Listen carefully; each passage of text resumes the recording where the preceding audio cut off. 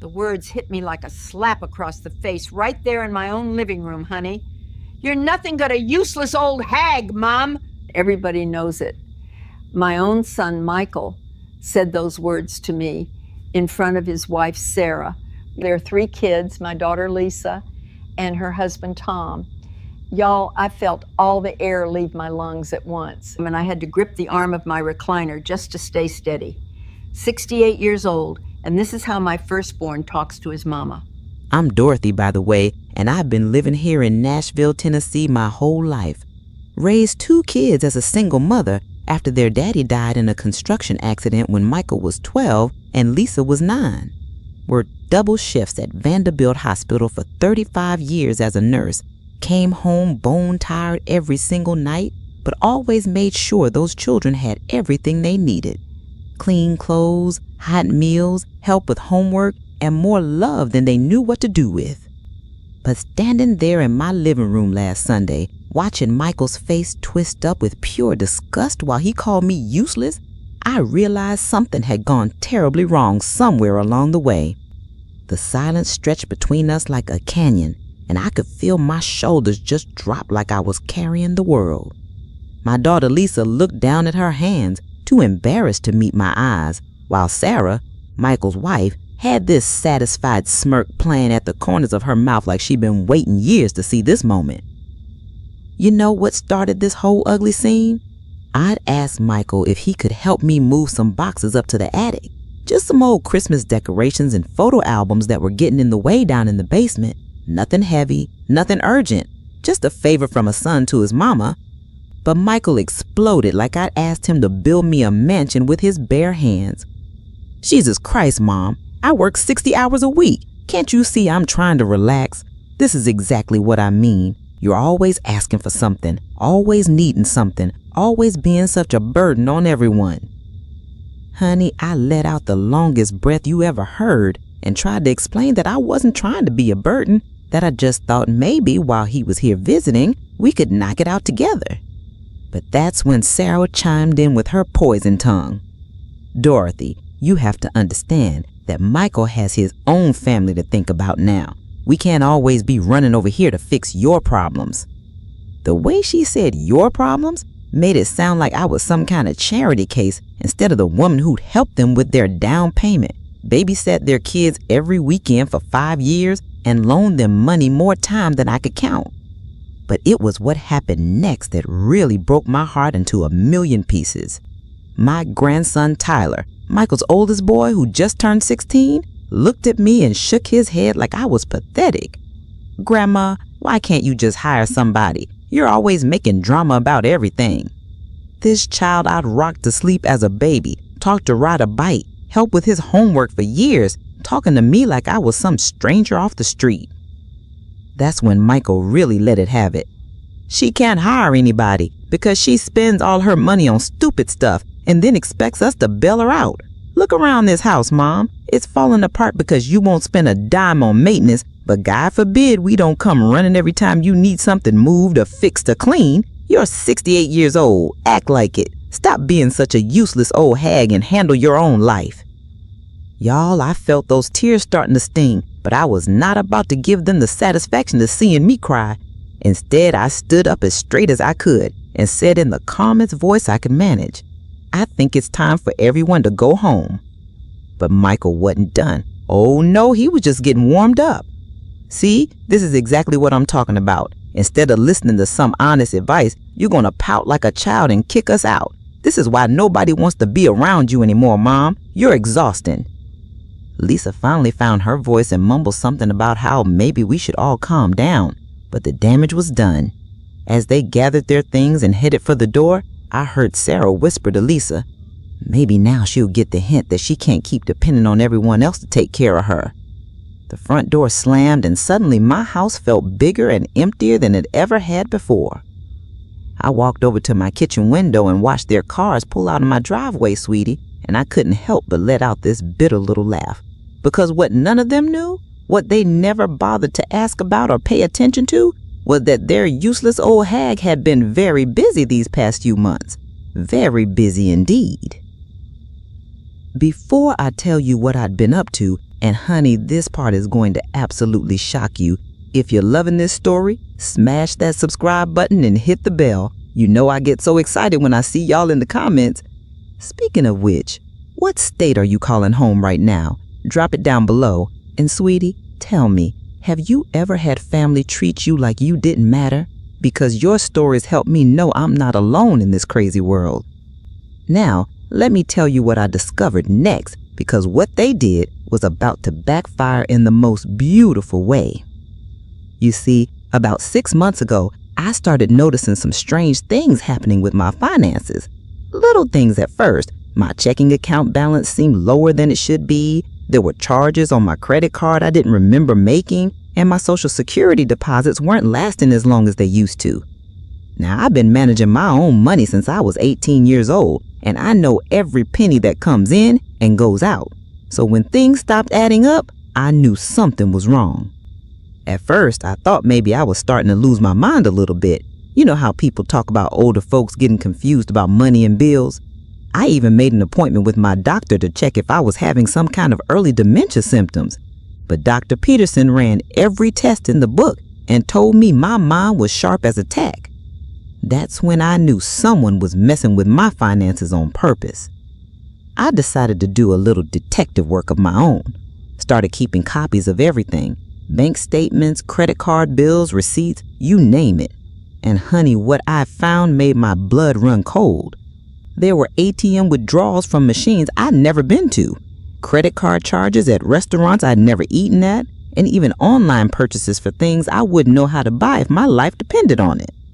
But here's the thing that really caught my attention. Most of these suspicious transactions happened on days when Michael and Sarah had been to my house. Days when I had left them alone in the kitchen while I went to use the bathroom or answer the phone. Days when Sarah offered to help me with my bills and said she'd organize my paperwork for me. Y'all, my voice caught with pure excitement when I realized what was happening. That sweet, helpful daughter-in-law of mine had been stealing from me right under my nose. She'd memorized my credit card numbers, figured out my online banking passwords, and had been slowly draining my accounts for months. The woman I'd welcomed into my family, helped with her children, trusted with my financial information, she'd been robbing me blind. But I didn't confront them right away. Oh no, sweetie, I'm not that kind of foolish. Instead, I did what any smart woman would do. I started setting traps. I opened a new checking account that they didn't know about and had my Social Security transferred there. I changed all my passwords and started keeping my important papers locked up. And then I waited to see what would happen. Sure enough, within 2 weeks, Michael called me in a panic. "Mom, did you forget to pay your electric bill? Sarah got a notice that your power's about to be shut off." Now, I knew good and well that my electric bill was paid through automatic withdrawal from my secret account, so this was just their way of fishing to see if I had money problems. "Oh my goodness," I said, playing along. "I must have forgotten. What am I going to do?" Sarah got on the phone, all sweet and concerned. "Dorothy, don't you worry about a thing. We can't let you live without power. I'll just pay it online with your credit card. I still have the number from when I helped you order those groceries last month, remember?" Honey, the mischief was just dancing in my voice when I told her that would be wonderful. And I gave her the number to a prepaid card I'd loaded with exactly $50. When she called back an hour later saying the card wasn't working, I knew I had her dead to rights. "Oh, that's so strange," I said, innocent as a newborn baby. "Let me call the bank tomorrow and see what's wrong."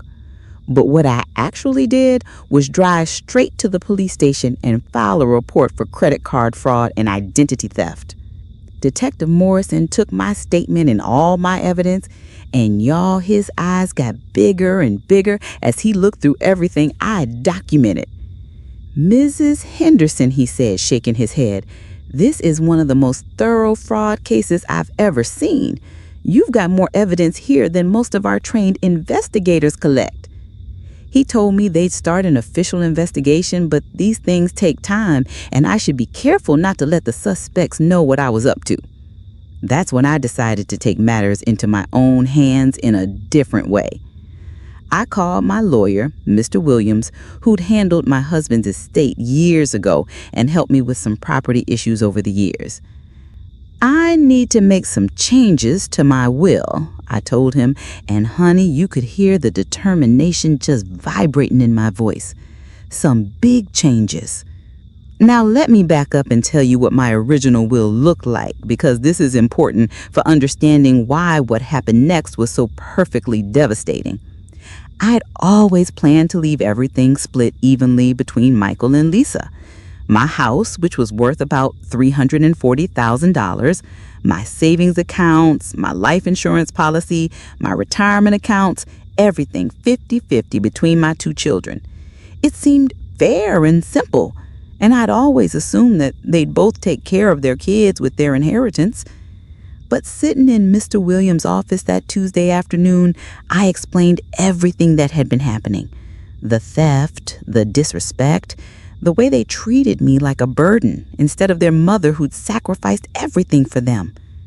Mr. Williams listened carefully, taking notes, and when I finished, he leaned back in his chair and said, "Dorothy, I've been practicing family law for 35 years, and I've seen this story more times than I care to count. Adult children who think their aging parents are just obstacles standing between them and their inheritance." "So what can I do about it?" I asked him. And that's when he smiled this knowing little smile that told me he had some ideas. "Well," he said, "the beauty of a will is that it's your money and your property until the day you die. You can change it however you want, as many times as you want, for any reason you want. And if certain people have shown you that they don't deserve your generosity—" He let the sentence hang there, but I knew exactly what he meant. We spent 2 hours going through all my assets and debts, figuring out exactly what my estate was worth and how I wanted to redistribute it. And honey, by the time we were done, I had a plan that was going to knock their socks clean off. But the will was just the beginning of my revenge. Oh no, sweetie, I was just getting warmed up. The next step was dealing with the criminal charges. Detective Morrison called me about 2 weeks after I'd filed my report to let me know they'd completed their investigation. "Mrs. Henderson," he said, and I could hear the satisfaction in his voice, "we've got them dead to rights. Your daughter-in-law, Sarah, has been systematically stealing from you for the past 8 months. We found evidence of credit card fraud, identity theft, and unauthorized access to your banking accounts. The total amount stolen is just over $12,000. $12,000, y'all. $12,000 that I'd worked my whole life to save. That was supposed to help me through my retirement years. That was meant to leave something behind for my grandchildren. Gone because my son's wife decided she deserved my money more than I did." "What happens now?" I asked Detective Morrison. And he explained that they'd be arresting Sarah on multiple felony charges. "Mrs. Henderson, with the evidence you provided and what our investigation turned up, she's looking at probably 2 to 5 years in prison if she's convicted. And based on what we found, conviction is pretty much guaranteed." But here's where it gets interesting, honey. Detective Morrison told me that when they brought Sarah in for questioning, she immediately tried to throw Michael under the bus. Claimed he was the mastermind behind the whole scheme. Said he pressured her to steal from me because they needed money for their house payments and the kids' activities. Said Michael told her I'd never notice because old people don't pay attention to their finances anyway.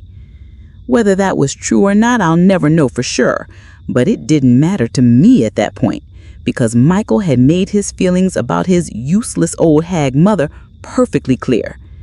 Even if Sarah was the main culprit, he'd gone along with it, and he'd certainly shown me exactly how much respect he had for the woman who'd raised him. The day Sarah got arrested was a Tuesday morning. I know, because I was sitting in my kitchen having my coffee and watching the birds at my feeder when I saw the police cars pull up to their house across town. Of course, I wasn't actually there to see it happen, but Lisa called me about an hour later, crying and carrying on about how the police had come to Michael's work and arrested Sarah right in front of all his coworkers. "Mom, what did you do?" Lisa asked me, like I was the villain in the story. "Michael says you had Sarah arrested for some misunderstanding about money. He's devastated. The kids are scared and Sarah might go to prison. How could you do this to our family?" Y'all, I could feel those tears threatening to spill over, but not because I felt sorry for them. I was crying because my own daughter was taking their side even after everything they'd done to me. "Lisa, sweetie," I said, my voice breaking right in half, "Sarah stole over $12,000 from me. $12,000. That's not a misunderstanding. That's a crime." But Lisa wasn't hearing it. "Mom, they have 3 kids. What are those children supposed to do if their mother goes to jail? How is Michael supposed to pay the bills by himself? You have more money than you need anyway. Couldn't you have just talked to them about it instead of getting the police involved?" That conversation told me everything I needed to know about where Lisa stood in all this. She wasn't upset that her brother's wife had stolen from her mother. She was upset that there were consequences for it. And that's when I knew my new will was exactly the right decision. The preliminary hearing was scheduled for about 3 weeks after Sarah's arrest. And honey, you can bet I was gonna be there. I wanted to look that woman in the eye when she had to stand up in front of a judge and admit what she'd done to me. But the night before the hearing, I got a phone call that changed everything. It was Michael, and he was calling to grovel. Sort of. "Mom," he said, and I could hear he'd been drinking, "this whole thing has gotten way out of hand. Sarah made a mistake, okay? She was stressed about money, and she did something stupid. But you're about to destroy our entire family over it. Those are your grandchildren who are going to suffer if their mother goes to prison." I let him talk for a few minutes, curious to see if he would actually apologize for calling me a useless old hag, or if he would take any responsibility for what had happened. But instead, he just kept making excuses. Sarah was postpartum after their youngest. They were behind on their mortgage. The kids needed so many things for school. It was like he thought poverty was an excuse for theft. "Michael," I finally said, "do you remember what you called me the last time you were in my house?" There was a long pause, and then he said, "Mom, I was angry. You know I didn't mean it." "What did you call me, Michael?" I repeated, because I wanted to hear him say it. Another pause. I said some things I shouldn't have said. "You called me a useless old hag in front of your children and your sister," I told him, and the words came out sharper than I meant them to. "You told me to stop being a burden on everyone and handle my own life." Well, sweetie, that's exactly what I'm doing. I'm handling it. "Mom, please, we can work this out as a family. We don't need lawyers and judges and all this drama. Just drop the charges and we'll pay you back every penny, I promise." Honey, my voice was dripping with all that irony when I asked him, "And where exactly are you going to get $12,000 to pay me back? The same place you got the money to steal from me in the first place?" That's when he really lost it. Started yelling about how vindictive I was being, how I was tearing the family apart out of spite, how his kids would never forgive me for putting their mother in jail. And you know what? He was probably right about that last part. But I'd reached the point where I didn't care anymore. "Michael," I said, and my voice took on this knowing, satisfied quality, "your children are going to learn a very important lesson about actions and consequences, something you apparently never learned." He hung up on me, and that was the last time we spoke before everything hit the fan. The court hearing went exactly like Detective Morrison predicted. Sarah pled guilty to multiple felony charges in exchange for a reduced sentence of 18 months in prison plus 5 years probation. The judge ordered her to pay full restitution plus court costs, and she had to surrender her passport so she couldn't leave the country. When they read the charges out loud in that courtroom, listing every fraudulent transaction, every stolen dollar, every lie she told, I felt something I hadn't felt in months. Vindicated. Michael sat in the back row with Lisa and their kids, shooting daggers at me with his eyes, like this was all my fault. But honey, I held my head up high and looked straight ahead. This was justice, plain and simple, and I wasn't about to feel guilty for demanding it. But the real fireworks were still to come, because nobody in that courtroom knew about the changes I'd made to my will. Now, I need to tell you something that might surprise you, y'all.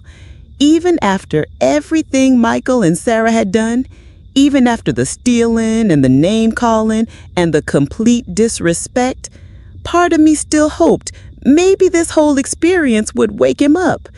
Maybe having his wife go to prison would make him realize how badly he treated his mother. Maybe he'd come to me with a genuine apology and try to rebuild our relationship. So I waited. Sarah went to prison in November, and I waited through Thanksgiving, through Christmas, through New Year's. Waited for a phone call, a visit, a card, anything that showed Michael understood what had gone wrong and wanted to make it right. But the only time I heard from him was when he needed something. In December, he called to ask if I could babysit the kids while he worked extra shifts to cover Sarah's lost income.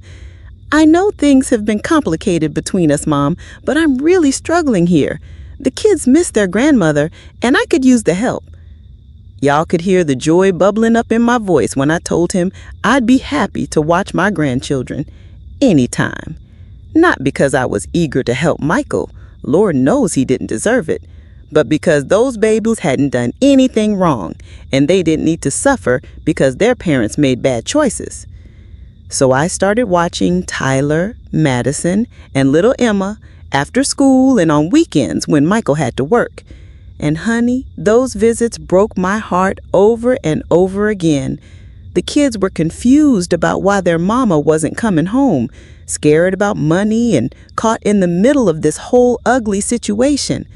Tyler especially seemed angry at the whole world and kept asking me why I'd sent his mother to jail. I tried to explain, in age-appropriate ways, that their mother had taken money that didn't belong to her and that there are consequences for breaking the law. But how do you tell a 16-year-old boy that his mother is a thief without completely destroying his image of her? How do you balance honesty with compassion when you're talking about your own family? The worst part was that Michael never once used those visits as an opportunity to talk to me about what had happened between us. He dropped the kids off with barely a word, picked them up the same way, and treat me like I was nothing more than a free babysitter. Still no apology for calling me a useless old hag. Still no acknowledgement that maybe, just maybe, he'd been wrong about a few things. In January, things got even more complicated. Sarah was up for early release for good behavior, which meant she'd be home by March instead of serving her full sentence. The day Michael found out, he called me with what I guess he thought was good news. "Mom, Sarah's getting out early. The kids are so excited, and we can finally start putting this whole nightmare behind us. I know she wants to apologize to you in person for everything that happened." But I wasn't interested in Sarah's apologies, honey. I was interested in Michael's apology. That's nice, sweetie, but what about your apology? My apology? Mom, I didn't steal anything from you. That was all Sarah's doing. No, Michael, your apology for calling me a useless old hag. Your apology for treating me like garbage in front of your children and your sister. Your apology for 30 years of taking me for granted and expecting me to be grateful for the privilege. The line went quiet For so long, I thought he'd hung up. Finally, he said, "Jesus, Mom, are you ever gonna let that go? People say things when they're angry. I thought you were being dramatic then, and I think you're being dramatic now." And y'all, a little smile crept into my voice when I realized that was perfectly fine with me, because I had something planned that was going to teach him the most expensive lesson of his life. Sarah got out of prison in March, just like they predicted. I watched from my kitchen window as Michael brought her home, saw the neighbors peeking out of their curtains to get a look at the woman who'd gone to jail for stealing from her elderly mother-in-law. The whole neighborhood had heard about what happened, of course. In a place like Nashville, that kind of scandal spreads faster than wildfire. A week after Sarah came home, they called a family meeting. Lisa called to tell me about it.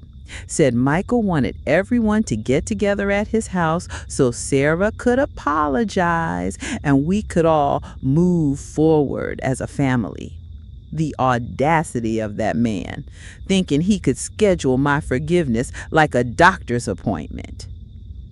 But I agreed to go because I was curious to see what Sarah's apology would sound like, and because I had news of my own to share. The meeting was on a Sunday afternoon, and when I walked into Michael's living room, it was like deja vu from that awful day months earlier when this all started. Same people, same seating arrangement, same tense atmosphere. Sarah looked thinner and older, and she couldn't quite meet my eyes when she started talking. "Dorothy," she said, her voice shaky and rehearsed, "I want to apologize from the bottom of my heart for what I did. I know there's no excuse for stealing from you, and I know I broke your trust in the worst possible way. I was in a bad place mentally, and I made terrible decisions, but that doesn't make it right. I've been in counseling in prison, and I understand now how much I hurt you. I'm prepared to pay back every penny, and I hope someday you can find it in your heart to forgive me." It was a decent apology, I'll give her that. Better than anything I'd gotten from Michael, certainly. She took responsibility, admitted wrongdoing, and seemed genuinely remorseful. If this had been a movie, that would have been the moment where I hugged her and said all was forgiven and we lived happily ever after. But this wasn't a movie, and I wasn't ready to pretend that a nice speech erased months of theft and betrayal. "Thank you for that, Sarah," I said calmly. "I appreciate you taking responsibility. But I have something I need to share with all of you, and I think today is the perfect time to do it." I reached into my purse and pulled out a manila folder that contained copies of my new will and some other legal documents. Michael looked suspicious immediately. He could probably sense that whatever I was about to say wasn't going to be what he wanted to hear. "As you all know," I began, "I'm 68 years old, and while I'm in good health now, I won't live forever. I've been thinking a lot lately about legacy, about what I want to leave behind, and about what kind of family I've raised." I paused to look around the room, making eye contact with each of them. "And I've made some decisions about my will that I think you should know about." Lisa looked nervous, Sarah looked confused, and Michael looked downright angry. "Mom, if this is about the money Sarah took, we've already said we're going to pay it back.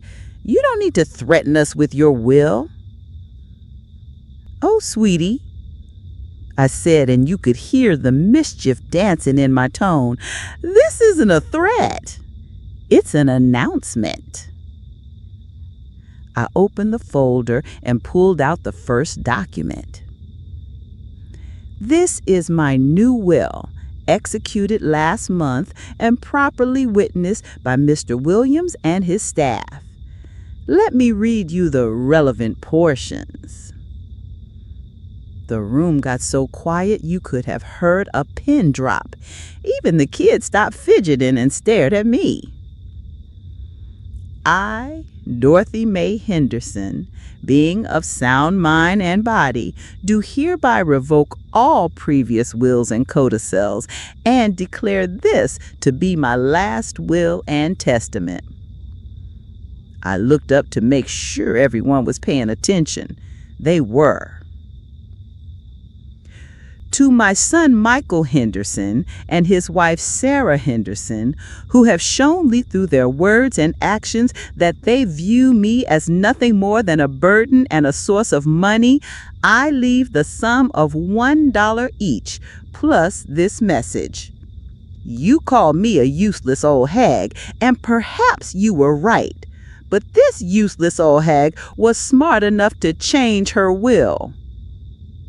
Y'all, Michael's face went white as a sheet. Mom, you can't be serious. Oh, but I am, honey. Let me continue. I turned the page.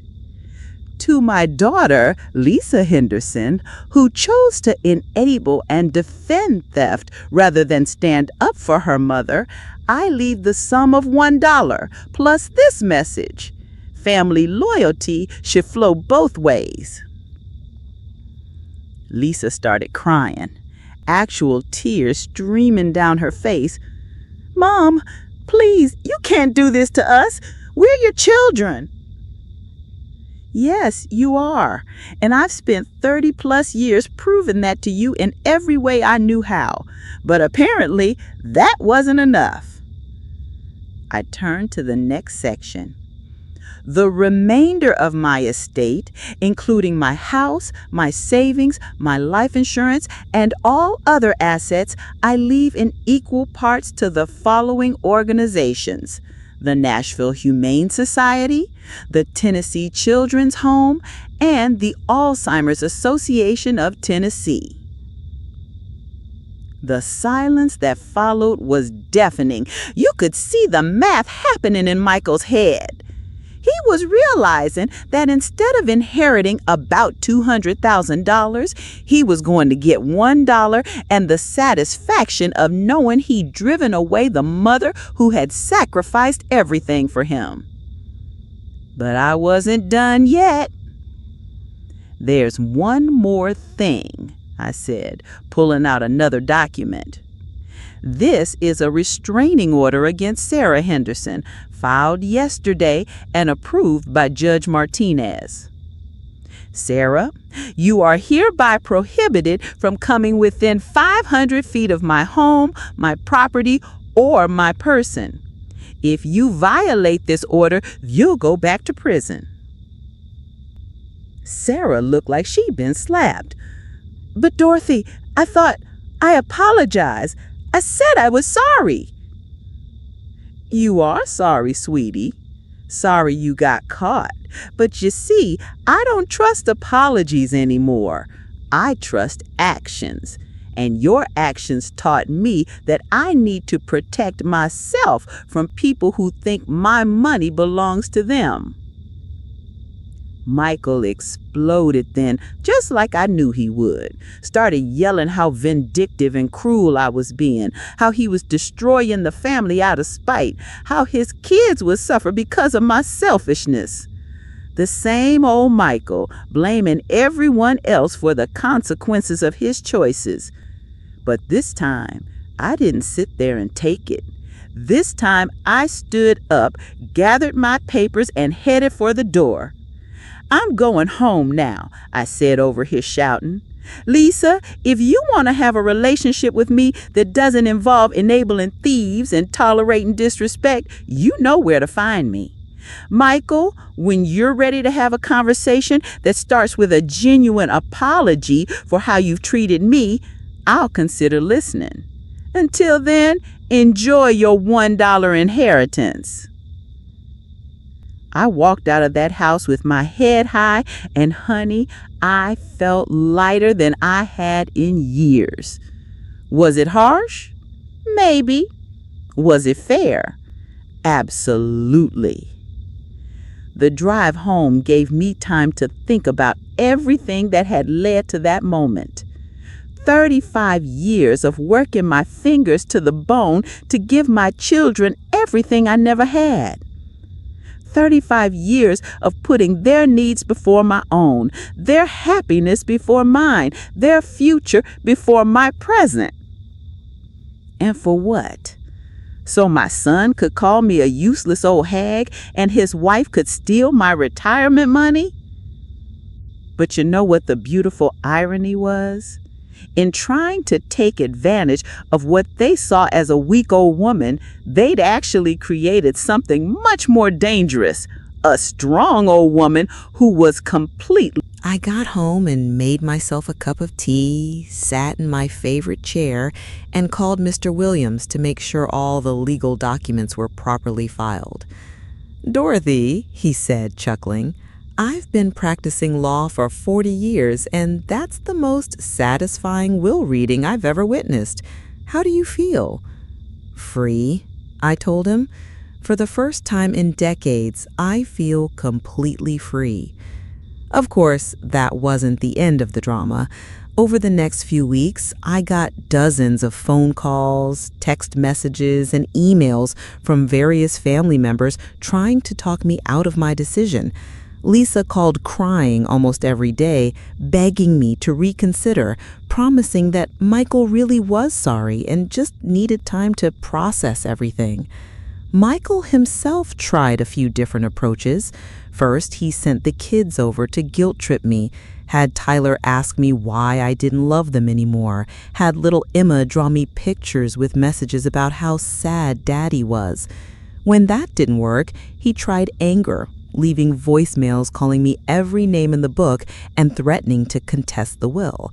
Finally, he tried bargaining, offering to go to family counseling or do whatever it would take to fix our relationship. But honey, it was too little too late. You can't unring a bell, and you can't take back years of disrespect with a few desperate promises when the inheritance is on the line.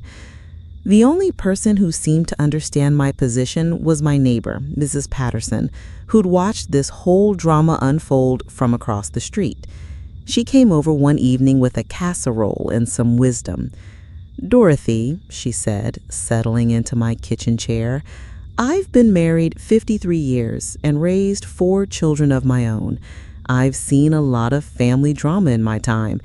And honey, what you did took more courage than most people ever manage in their whole lives." "You think I did the right thing?" I asked her, because honestly, there were moments when I wondered if I was being too harsh. She said, "I think you did the only thing that made sense. Children need to learn that their parents aren't just ATM machines with unconditional love. They need to learn that respect and kindness matter, especially when it comes to family. You taught them a lesson they should have learned 30 years ago." Mrs. Patterson was right, of course, but the real validation came about 2 months later in the form of a letter from Tyler, my 16-year-old grandson. It said, "Dear Grandma, I know Dad doesn't want me writing to you, but I needed to say some things. I've been thinking a lot about what happened, and I think I understand why you changed your will.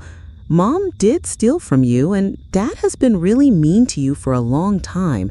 I remember him calling you names and treating you bad, and I remember thinking it was normal because that's just how he acted. But it's not normal, is it?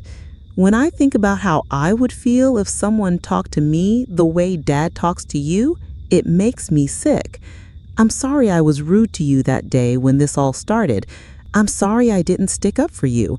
And I'm sorry Dad taught me it was okay to treat people like that.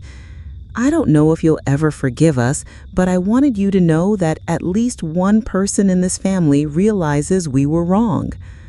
Y'all, I cried reading that letter. Happy tears, sad tears, proud tears, all mixed together, because it meant that something good had come out of all this mess. That boy had learned something important about respect and consequences and standing up for what's right. I wrote him back immediately, telling him that he was always welcome in my home, that my love for him had nothing to do with the problems I had with his parents, and that I was proud of him for having the courage to write to me. We've been corresponding regularly ever since, and he even comes to visit sometimes when Michael is at work. As for Michael and Sarah, they're still struggling financially, still dealing with the fallout from their choices. Sarah's criminal record makes it hard for her to find decent work, and Michael's had to take on extra shifts and side jobs to make ends meet. I heard through the neighborhood grapevine that they had to sell their house and move into a smaller rental across town. Part of me feels sad about that because it affects the grandchildren too, but mostly I feel like justice has been served. The hardest part of all this wasn't dealing with Michael's anger or Sarah's theft or even the legal proceedings. The hardest part was losing Lisa, my daughter, who I thought would understand why I had to stand up, chose to cut me out of my life completely rather than admit that maybe, just maybe, her brother and sister-in-law were wrong. She sent me one final text message about 3 months after the will reading. "Mom, I can't have a relationship with someone who would destroy her own family over money. I hope you're happy with your decision, but I can't be part of it anymore." That text message broke something in me that I'm not sure will ever fully heal. But you know what, honey? I'm learning to live with it. I'm learning that sometimes standing up for yourself costs more than staying silent, but it's still worth doing. I'm learning that respect isn't something you can demand or buy or guilt people into giving you. It's something you have to require, even if that requirement comes with a price. These days, I keep busy with volunteer work at the animal shelter, helping at the children's home and spending time with the few family members who stuck by me through all this drama. My cousin Janet drives up from Murrisboro every few weeks to check on me, and we have the best time going to lunch and catching up on family gossip. Tyler visits when he can, and we're slowly rebuilding our relationship on a foundation of honesty and mutual respect instead of obligation and guilt. The house feels different now, too. Quieter, yes, but also more peaceful. I'm not constantly waiting for the phone to ring with another crisis I'm expected to solve, another favor I'm expected to provide, another insult I'm expected to swallow. I can sit in my kitchen with my morning coffee and actually enjoy the silence instead of dreading what drama the day might bring. And honestly, sweetie, I sleep better now than I have in years. There's something to be said for living with integrity, even when that integrity costs you people you love. There's something to be said for looking in the mirror and seeing someone who refused to be a doormat, even when being a doormat would have been easier. About 6 months after the will reading, I got an unexpected visitor. It was Dr. Peterson, my longtime physician, stopping by to check on me after hearing about all the family drama through the medical community gossip network. "Dorothy," he said, settling into my living room with a cup of the coffee I had offered him, "I've been your doctor for 15 years, and I have to tell you, you seem healthier now than you've seemed in a long time. Your blood pressure's down, you're sleeping better, and you just seem lighter somehow." "Well, Doc," I told him, "it turns out that toxic family relationships are bad for your health. Who knew?" He laughed at that, but then got serious. I see a lot of elderly patients who sacrifice their own well-being to keep peace with adult children who don't appreciate them. They develop stress-related illnesses, depression, anxiety, all because they're afraid to set boundaries with people who should be taking care of them instead of taking advantage of them. What you did took incredible strength. It was nice to hear that from a medical professional, someone who'd seen the toll that family stress had been taking on my physical health over the years. It confirmed what I'd been feeling inside, that choosing self-respect over family harmony wasn't selfish, it was necessary. The anniversary of that awful Sunday when Michael called me a useless old hag came and went without any acknowledgement from him or Sarah. But I marked it in my own way, by treating myself to a nice dinner at the Hermitage Hotel downtown and toasting to the woman I'd become over the past year. Stronger, wiser, more selective about who I allowed into my inner circle. I also used that anniversary as an opportunity to do something I'd been thinking about for months. I wrote a letter to myself to be opened on my 70th birthday, documenting this whole experience and the lessons I'd learned from it. I wanted to make sure that future Dorothy remembered why she'd made these difficult choices, in case time softened the memories, or in case anyone ever tried to convince me I'd been too harsh. The letter talked about the years of being taken for granted, the financial theft, the name-calling, the complete lack of respect for everything I'd sacrificed as a mother. But it also talked about the strength I'd found when I finally said enough. It talked about the peace that came with refusing to accept unacceptable behavior, even from people I loved. Winter came and went, and with it came some interesting developments. Through Tyler, I learned that Michael and Sarah were seeing a marriage counselor, trying to work through the stress and resentment that had built up between them. Apparently, having your wife go to prison for stealing from your mother put some strain on a relationship. Who could have predicted that? I also heard, again through Tyler, that Michael had been doing some soul searching about his relationship with me. The counselor had apparently asked him to think about patterns in his life, about how he treated people he considered beneath him or obligated to help him. Tyler said Michael had even admitted in therapy that he'd been unfair to me over the years. But admitting you were unfair in the safety of a therapist's office is very different from picking up the phone and apologizing to the person you wronged.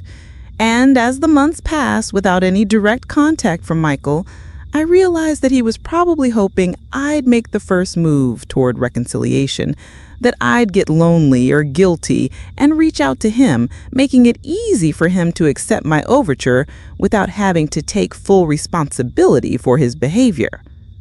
But honey, those days were over. I'd learned the hard way that people only treat you as badly as you allow them to treat you, and I was done allowing bad treatment from anyone, family or otherwise. Spring brought some unexpected news. Tyler called me one afternoon, excited and nervous at the same time. "Grandma, I got accepted to Vanderbilt. I'm going to study pre-med, just like you always said I should. And Grandma, I put you down as my emergency contact instead of Dad. I hope that's okay." Y'all, my heart just about burst with pride and joy. This young man, despite everything that had happened between our families, still saw me as someone he could count on, still valued my opinion, and wanted me to be part of his future. It felt like the greatest victory of this whole ordeal. "Tyler," I told him, my voice catching with pure excitement, "that's wonderful news. Of course it's okay to list me as your contact. I'm so proud of you, sweetie. You're going to make an amazing doctor someday." We talked for over an hour about his plans, his classes, his dreams for the future. And not once did he mention his father's reaction to his college choice, or to putting me as his emergency contact. That told me everything I needed to know about how things were going at home for that family. As Tyler's graduation from high school approached, I found myself in an interesting position. I wanted to be there for this milestone in my grandson's life, but I knew Michael and Sarah would be there too, and the restraining order was still in effect.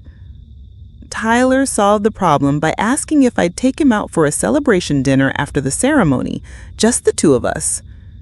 "Grandma, The graduation ceremony is going to be all about everyone else anyway.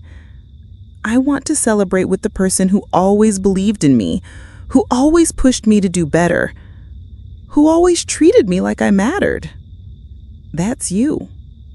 So while Michael and Sarah sat through a long, boring graduation ceremony with hundreds of other families, Tyler and I had a quiet, meaningful dinner at his favorite restaurant. We talked about his future, about the mistakes his parents had made, about the importance of treating people with respect regardless of their age or their relationship to you. "Grandma," he said as we were finishing dessert, "I want you to know that what happened with Dad and Mom taught me something important. It taught me that family isn't just about blood. It's about how you treat people. And it taught me that I never want to be the kind of person who takes advantage of someone just because they love me." That conversation confirmed something I'd suspected for a while, that the painful lesson I'd taught my family hadn't been lost on everyone. At least one person had learned something valuable from watching the consequences of disrespect and dishonesty play out in real time. Summer brought some more changes. Lisa, surprisingly, reached out to me through a mutual friend. She wanted to know if I'd be willing to meet for coffee and talk. No demands, no ultimatums, just a conversation between a mother and daughter who'd lost their way. I agreed, mostly because I missed her, and partly because I was curious about what she wanted to say after almost a year of silence. We met at a little cafe in Green Hills, neutral territory, where neither of us would have the home field advantage. Lisa looked older, tired, like the stress of choosing sides in this family war had taken a toll on her, too. "Mom," she said after we'd ordered our coffee, "I've been doing a lot of thinking this past year about family, about loyalty, about right and wrong. And I think I might have been wrong about some things." I listened while she talked about how hard it had been to watch our family fall apart, how she'd tried to stay neutral at first but felt pressured to choose sides, how she'd convinced herself that keeping the peace was more important than standing up for what was right. She kept thinking that if I could just get everyone to forgive and forget, we could go back to how things used to be. But Mom, the more I thought about it, the more I realized that how things used to be wasn't actually that great. Michael did treat you badly for years, and Sarah did steal from you. And I enabled both of those things by making excuses for them instead of calling them out. It was a start, honey. Not a complete apology and not a complete acceptance of responsibility, but a start. We talked for 2 hours, and by the end, we'd agreed to try rebuilding our relationship slowly, carefully, with new boundaries and new expectations. "I can't promise I'll never make mistakes again," Lisa told me as we were leaving. "But I can promise I'll try to be the kind of daughter who stands up for her mother instead of making excuses for people who hurt her." That was enough for me, at least as a beginning. Because the truth is, I missed my daughter. I missed having someone to call when I needed to talk through a problem or share good news. I missed having family who actually wanted to spend time with me instead of just tolerating my presence. Fall came around again, marking a full year since this whole ordeal began. Tyler started his freshman year at Vanderbilt, and I couldn't have been prouder. He called me regularly, stopped by for Sunday dinners when he could, and treated me like the respected family matriarch I'd always wanted to be. Lisa and I continued our slow reconciliation, meeting for coffee once a week and gradually rebuilding trust.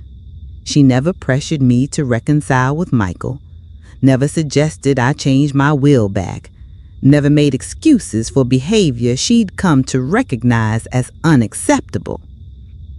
As for Michael and Sarah, they faded into the background of my life. I heard updates occasionally through Tyler or Lisa, but they became more like distant relatives I barely knew rather than immediate family members I worried about constantly. Michael never did call to apologize. Never acknowledged that maybe calling his mother a useless old hag had been out of line.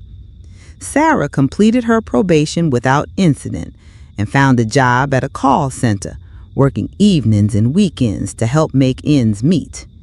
The restraining order expired after 2 years, but I didn't renew it because it wasn't necessary anymore. Sarah seemed genuinely committed to staying out of my life, which was exactly what I wanted. On my 70th birthday, I opened that letter I'd written to myself 2 years earlier. Reading it brought back all the emotions of that difficult period, the hurt, the anger, the determination, the fear. But it also reminded me of how much I'd come and how much stronger I'd become. The letter ended with these words: "Dorothy, I hope when you read this, you are still standing up for yourself. I hope you're still refusing to accept unacceptable behavior from anyone, no matter how much you love them. I hope you remember that respect isn't optional, it's required. And I hope you're proud of the woman you became when you finally said enough." Y'all, I was proud. Proud of choosing self-respect over family harmony. Proud of teaching my family that actions have consequences. Proud of showing my grandson what it looks like to stand up for yourself even when it's hard. But you know what I was most proud of?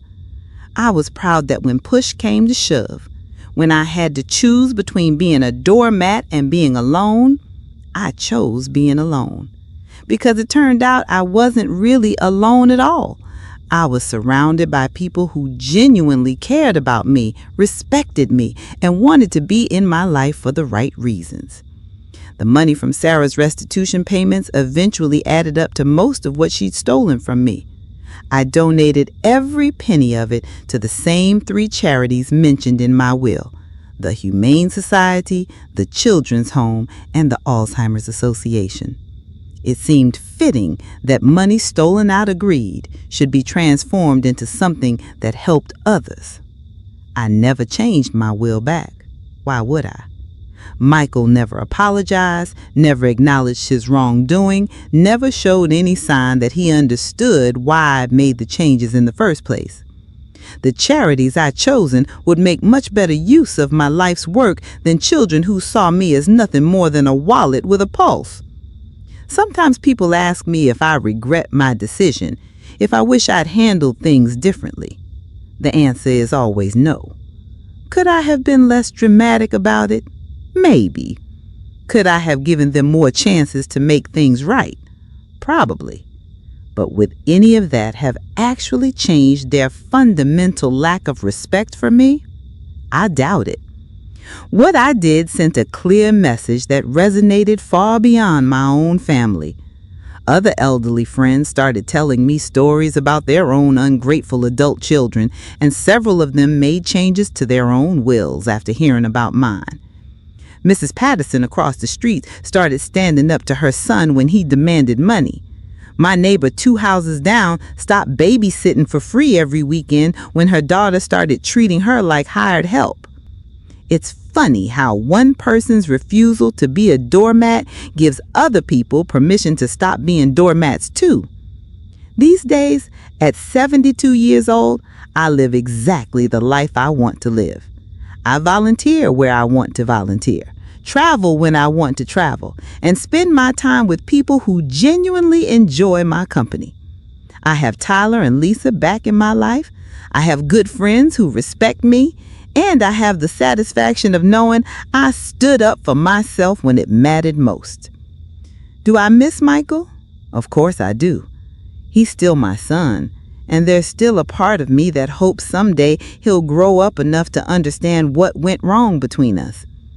Do I regret losing those years with my other grandchildren? Absolutely. But I don't regret the choice I made, because the alternative was continuing to live as a victim in my own family. The truth is, honey, respect isn't something you can beg for or buy or manipulate people into giving you. Respect is something you require. And if people can't meet that requirement, then they don't deserve access to your time, your energy, or your resources. Michael called me a useless old hag in front of the whole family. But when that lawyer read my will, honey, they learned that this useless old hag still had some surprises left in her. And sweetie, that's a lesson none of them will ever forget. The end came exactly as I'd planned it. Not with my death, but with my rebirth as a woman who finally understood her worth. And y'all, that's the most beautiful revenge of all.